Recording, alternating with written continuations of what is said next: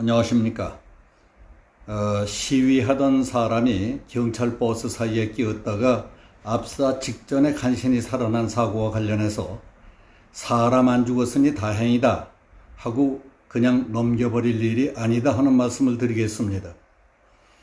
15일 밤부터 카카오톡으로 전해진 서울 광화문 집회 참가자 압사 루머에 대해 경찰이 사실무근이라는 입장을 밝혔습니다.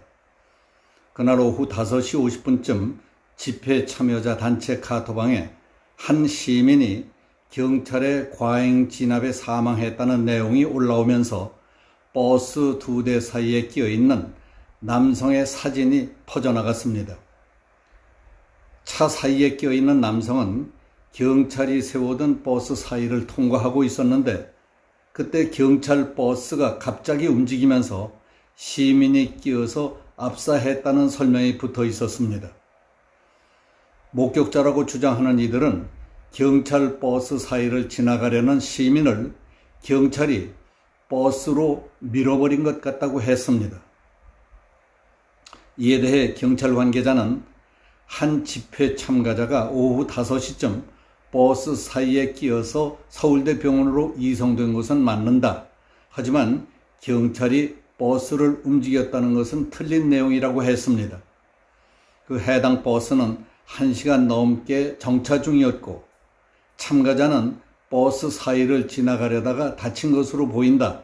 현재 생명에 지장이 없는 상태라고 했습니다.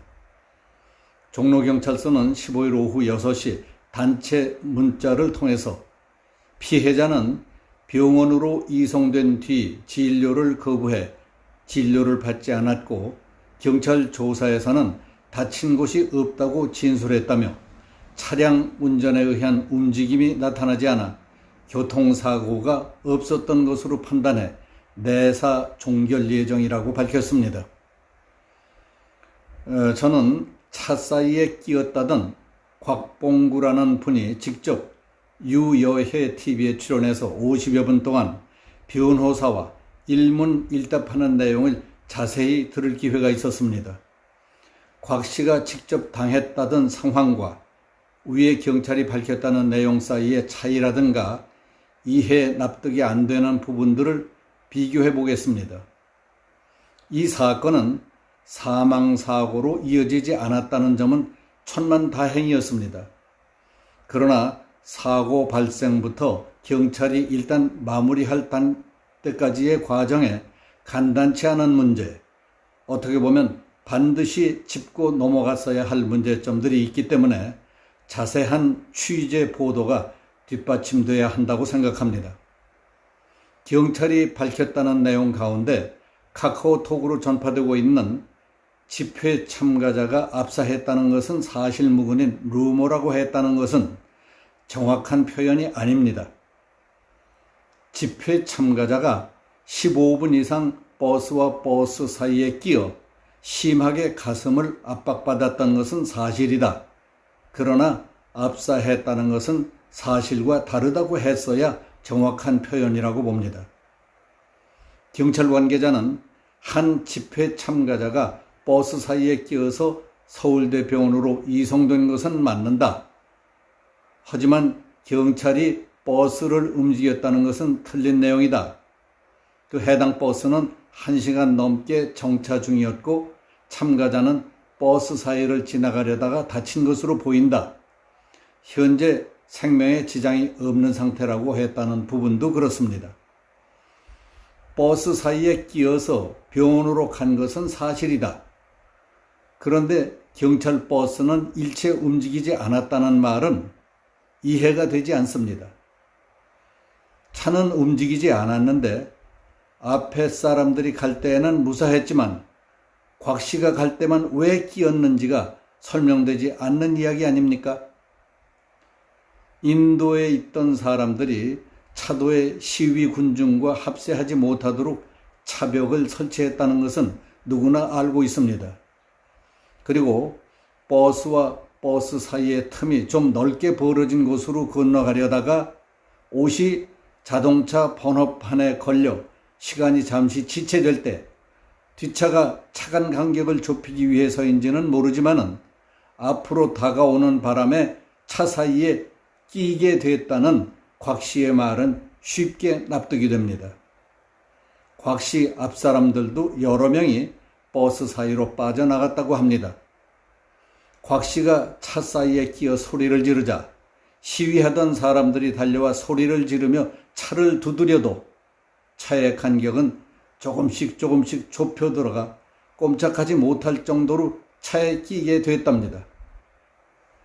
곽 씨는 차 운전자는 사람이 끼어 있다는 것을 알았을 텐데 왜 그랬는지 이해가 되지 않는다. 아직도 섭섭한 생각이 든다고 방송에서 말했습니다. 방송 중에 그런 말이 나오자 변호사가 압박해오던 자동차 번호를 아느냐고 묻자 옆에서 누군가 XX01065라고 차의 번호를 알려주는 소리도 방송으로 들렸습니다. 조금씩 밀고 들어오는 차의 압박으로 곽 씨가 꼼짝 못하자 사람들이 달려들어서 앞뒤 차 사이에 끼인 곽 씨를 강제로 잡아 끌어내는 바람에 바지와 속옷까지 다 찢어졌다고 했습니다. 사람들에 의해 간신히 구조된 곽 씨는 아스팔트 바닥에 쓰러져서 정신을 잃었습니다. 그러자 사람들이 다 모여들어 어떤 사람은 인공호흡을 시키고 경찰은 구급차를 부르는 등 소란스럽던 장면들은 고스란히 화면에 담겼습니다. 곽 씨는 서울대학병원에 도착할 때까지 3번 혼절했다가 깨어났다고 했습니다. 병원에서 의사는 대충 살펴보고 검사를 받아보겠느냐 하고 물었고 경찰도 괜찮겠느냐고 묻더랍니다.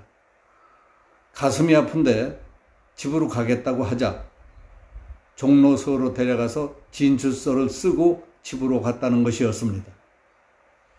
이 정도의 얘기만 듣고도 너무 허술하게 느껴지지 않습니까? 경찰차 운전자는 앞에 사람이 있는 것도 모르고 앞차와의 간격 좁히는 것만 신경 쓰고 차를 계속 밀어붙였는가? 그렇지 않으면 막이라도 씌었던가? 명백히 밝혀내야 합니다. 의사는 환자 보고 검사를 받겠느냐고 묻기에 앞서서 전문적인 판단을 내릴 수 있도록 조치를 취했어야 하는 것 아닙니까? 병원에 입회했던 경찰도 환자를 위한 조치는 뒷전이고 빨리 경찰서로 데려다가 진술서 받을 생각만 했단 말입니까? 의사든 경찰이든 환자의 입장과 상태, 문제의 본질에 접근하는 직무 태도가 아닌 것 같다는 생각이 들었습니다. 지금 단계에서 이 문제는 사람이 버스에 끼어 죽었느냐 아니냐만 따질 일이 아닙니다. 운전자는 차 앞에 사람이 있는 것을 알았느냐 몰랐느냐, 차로 계속 밀어붙였던 이유는 무엇이냐 하는 것을 반드시 밝혀내야 합니다. 이런 일들을 석연치 않게 처리한다면 공권력의 불신만 쌓입니다. 사람 안 죽었으니까 다행이다 하고 넘겨버릴 일이 아니라고 생각합니다. 여기서 마치겠습니다. 감사합니다.